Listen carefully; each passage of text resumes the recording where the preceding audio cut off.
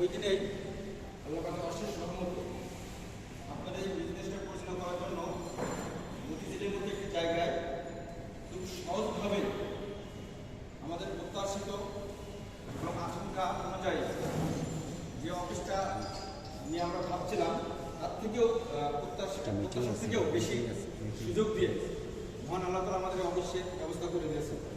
এগুলো সব কিছু একসাথে আমরা শুকরিয়া আদায় করি, আলহামদুলিল্লাহ।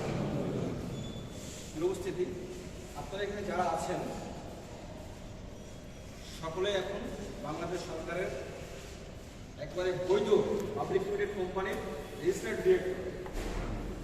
এখন আপনারা আর আসলে আগে সেই ভাসমান ডিরেক্টর নেই যে আসলে কোথায় যাচ্ছে, কি হচ্ছে না হচ্ছে, আমি ডিরেক্টর হচ্ছে কিনা, আমার অবস্থান কোথায়, এই কথাটা বলার একটা সুযোগ নেই।